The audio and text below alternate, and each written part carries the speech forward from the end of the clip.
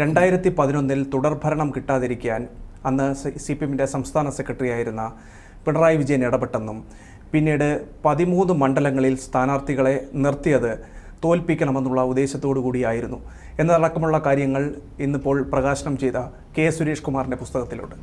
എങ്ങനെയാണ് അങ്ങ് ഇതിനെ നോക്കിക്കാണുന്നത്? അതോടൊപ്പം ഈ പുസ്തകം CPMൽ എന്ത് കോളിളക്കമാണ് സൃഷ്ടിക്കാൻ പോവുക? തീർച്ചയായിട്ടും 2011 കേരളത്തിലൊരു തുടർഭരണം VS അച്യുതാനന്ദൻ്റെ നേതൃത്വത്തിൽ തുടർഭരണം ഉണ്ടാവുമെന്ന് എല്ലാവരും പ്രതീക്ഷിച്ചതാണ്.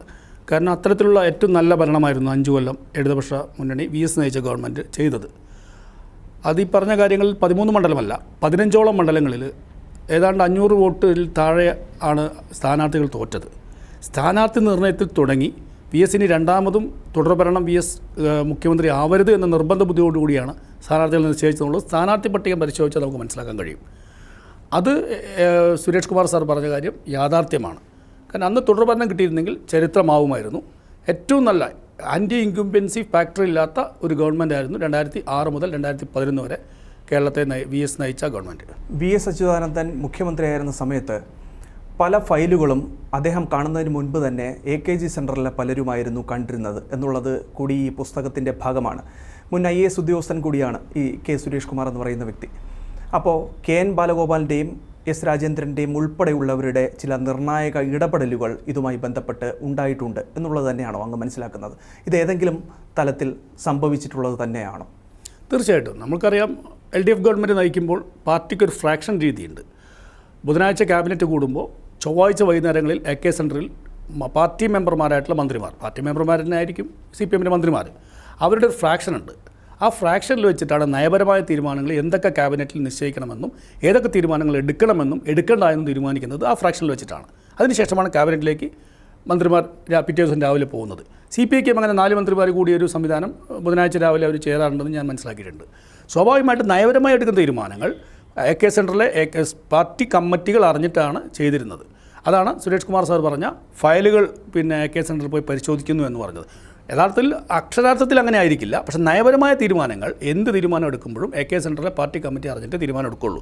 പിന്നെ അന്നത്തെ ഒരു സാഹചര്യം എന്ന് പറയുന്നത് സഖാവ് VSനെ സംബന്ധിച്ച് അന്ന് പാർട്ടിക്കകത്ത് ഭൂരിപക്ഷമില്ലാത്ത ഒരു മുഖ്യമന്ത്രിയാണ് VS. അതുപോലെ തന്നെ മന്ത്രിമാർക്കിടയിലായാലും ഒരു ഭൂരിപക്ഷമില്ല. ഓഫീസിലായാലും VS എടുക്കുന്ന തീരുമാനങ്ങൾ അത് പാർട്ടി കമ്മിറ്റിയിൽ അറിയിക്കാനും അവിടെ നിന്ന് കാര്യങ്ങൾ മനസ്സിലാക്കാനുമുള്ളൊരു സംവിധാനം ഓഫീസിൽ തന്നെ ഉണ്ടായിരുന്നു. അതിലൊക്കെ തന്നെ വലിയ ബുദ്ധിമുട്ട് VS സഹിച്ചിരുന്നു ആ സമയത്ത്. അത്തരത്തിലുള്ള തീരുമാനങ്ങൾ എടുക്കുമ്പോൾ VS നല്ല പ്രയാസപ്പെട്ടിരുന്നു. എങ്കിലും VS തൻ്റെ തീരുമാനത്തിൽ ഉറച്ചു നിൽക്കുകയും ആ തീരുമാനം നടപ്പിലാക്കാൻ ശ്രമിച്ച ഒരു മുഖ്യമന്ത്രിയായിരുന്നു സഖാവ് VS. ഈ വിഷമങ്ങളും പ്രയാസങ്ങളും പ്രതിസന്ധികളുമൊക്കെ സന്തത സഹചാരി കൂടിയായിരുന്ന സുരേഷ് ഏട്ടനുമായി പലതവണ സംസാരിച്ചിട്ടുണ്ടല്ലേ VS? തീർച്ചയായിട്ടും. കമ്മിറ്റി കഴിഞ്ഞിറങ്ങുമ്പോൾ VSൻ്റെ മുഖം കണ്ടാൽ നമുക്കറിയാം എത്രത്തോളം ആ കമ്മിറ്റിയിൽ നിന്ന് VSന് ആക്ഷേപങ്ങളും അതുപോലെ തന്നെ വിമർശനങ്ങളും ഉണ്ടായിട്ടുണ്ടോ എന്ന്. ചില കാര്യങ്ങളൊക്കെ എന്നോട് ഡിസ്കസ് ചെയ്യാറുണ്ട്. അപ്പോൾ ഞാൻ ഒരു തവണ തുടക്കത്തിൽ സംസാരിക്കുമ്പോൾ ഞാൻ പറയും കാറിൽ നിന്ന് സംസാരിക്കരുത് എന്ന് പറയും. അതിനുശേഷം ക്ലിഫ് ഹൗസിലെത്തിയാലും കൻ്റോൺമെൻറ്റ് ഹൗസ് എത്തിയാലും കമ്മിറ്റിയിൽ വിമർശിച്ച ആ പ്രയാസങ്ങൾ ഷെയർ ചെയ്യാറുണ്ടായിരുന്നു. അതൊക്കെ എനിക്കും ഒരുപാട് വിഷമം ഉണ്ടാക്കിയ സംഭവങ്ങളാണ്. കാരണം ഇത്രയും മഹാനായിട്ടുള്ളൊരു വ്യക്തി, പാർട്ടി ഉണ്ടാക്കിയൊരു വ്യക്തി, ആ വ്യക്തിയെ ആ കമ്മിറ്റിക്കകത്തു നിന്ന് പൊരിച്ച് അദ്ദേഹത്തിന് മാനസിക വിഷമം ഉണ്ടാക്കുന്ന രൂപത്തിലുള്ള വിമർശനങ്ങളുണ്ടായി എന്ന് അദ്ദേഹത്തിൻ്റെ മുഖത്തു നിന്ന് കേൾക്കുമ്പോൾ സ്വാഭാവികമായിട്ടും വ്യക്തി എന്ന നിലയ്ക്ക് VSനെ ഏറ്റവും കൂടുതൽ സ്നേഹിക്കുന്ന ഒരാളെന്ന നിലയ്ക്ക് എനിക്കും വിഷമം ഉണ്ടായിട്ടുണ്ട്. ഈ മൂന്നാർ കയ്യേറ്റം ഒഴിപ്പിക്കാൻ വേണ്ടി 3 പൂച്ചകളെന്നറിയപ്പെടുന്ന ഉദ്യോഗസ്ഥരെ നമുക്കറിയാം. അപ്പോൾ ഇതിനകത്ത് രത്തൻ U കേൽക്കർ എന്ന് പറയുന്ന അന്നത്തെ ദേവികുളം സബ് കളക്ടർ അനധികൃതമായി ഇടപെട്ടിട്ടുണ്ട് എന്നുള്ള വിവാദം കൂടി ഇതിനെ ചുവട് പിടിച്ചുകൊണ്ട് വരികയും കൂടിയാണ്. അപ്പോൾ രത്തൻ U കേൽക്കർ ഇന്ന് നമുക്കറിയാവുന്നതുപോലെ VD സതീശൻ്റെ മുഖ്യമന്ത്രിയായിട്ടുള്ള VD സതീശൻ്റെ സെക്രട്ടറി കൂടിയാണ്. അദ്ദേഹത്തിൻ്റെ ഇടപെടലുകൾ എങ്ങനെയായിരുന്നു? പ്രത്യേകിച്ച് 2006 ഈ മൂന്നാർ ദൗത്യം നടക്കുന്ന സമയത്ത് അങ്ങേക്ക് ഇത്തരം കാര്യങ്ങൾ വളരെ ക്രിസ്റ്റൽ ക്ലിയറായിട്ട് ക്രിസ്പായിട്ടുള്ള രീതിയിൽ അറിയാമല്ലോ. അത്തരത്തിൽ എന്തെങ്കിലും നമ്മൾ ഇതുമായി ബന്ധപ്പെട്ട് സംശയിക്കേണ്ട സാഹചര്യമുണ്ടോ? കാരണം കഴിഞ്ഞ കുറേ നാളുകളായി തന്നെ രത്തൻ U കേൽക്കറുമായി ബന്ധപ്പെട്ട് വിവാദങ്ങൾ ഉണ്ടായിക്കൊണ്ടിരിക്കുകയാണ്.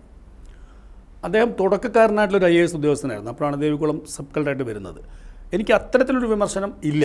കാരണം അദ്ദേഹം തുടക്കക്കാരൻ നിലയ്ക്ക് അദ്ദേഹത്തിനൊരു ഇൻട്രോവേർട്ടഡ് ആയിട്ടുള്ളൊരു ഉദ്യോഗസ്ഥനായിട്ടാണ് ഞാൻ അന്ന് അദ്ദേഹത്തെ മനസ്സിലാക്കുന്നത്. അല്ലെങ്കിൽ എഫിഷ്യൻ്റ് ഇല്ല എന്ന് ഞാൻ ഒരിക്കലും പറയില്ല. അദ്ദേഹത്തിൻ്റെ നേതൃത്വത്തിൽ അത്തരത്തിൽ മൂന്നാർ ദൗത്യത്തിനെതിരായിട്ടൊരു സംവിധാനം ഉണ്ടായോ എന്നുള്ളത് എനിക്കറിയില്ല. അത് സുരേഷ് കുമാർ സാറിൻ്റെ അടുത്ത് തന്നെ ചോദിക്കണം. പക്ഷേ അദ്ദേഹം ഒരു എഫിഷ്യൻ്റ് ആയിട്ടുള്ള ഉദ്യോഗസ്ഥൻ തന്നെയാണ്. തുടക്കക്കാരൻ നിലയ്ക്കുള്ള ഒരു പ്രയാസം അദ്ദേഹത്തിന് ഇത്തരം വലിയൊരു മഹാസംഭവം ആണ് മൂന്നാർ ദൗത്യം. ആ സംഭവത്തിലേക്ക് തുടക്കക്കാരൻ എന്ന ഉദ്യോഗസ്ഥൻ എന്ന നിലയ്ക്കുള്ള ഒരു പേടിയും ഒരു ഭയവും ഉണ്ടായിരുന്നു എന്ന് എനിക്ക് അന്ന് തോന്നിയിട്ടുണ്ട്. VS സർക്കാരിൻ്റെ കാലത്ത് മന്ത്രിമാരായിരുന്ന KP രാജേന്ദ്രനെയും ബിനോയ് വിശ്വത്തെയും ഇതുമായി ബന്ധപ്പെട്ടുള്ള ചുമതലകൾ ഏൽപ്പിച്ചിരുന്നെങ്കിൽ പോലും അത് കൃത്യമായി അവർ നിർവഹിച്ചിരുന്നില്ല എന്നുള്ള വിമർശനം അത് VSന് കൃത്യമായിട്ടുണ്ടായിരുന്നു. 100% KP രാജേന്ദ്രനായാലും ബിനോയ് വിശ്വമായാലും അവർ നിർവഹിച്ചിട്ടില്ല എന്ന് മാത്രമല്ല, അതിനെതിരായിട്ടുള്ള എന്തൊക്കെ ചെയ്യാൻ പറ്റുമോ അത് അന്ന് ചെയ്തിരുന്നു എന്നുള്ളത് അന്ന് VSൻ്റെ സംസാരത്തിൽ നിന്നും ആ സംഭവങ്ങളുടെ മുഴുവൻ കാര്യങ്ങൾ എനിക്ക് അറിയാവുന്ന നിലയ്ക്ക് എനിക്ക് മനസ്സിലാക്കാൻ കഴിഞ്ഞിട്ടുണ്ട്.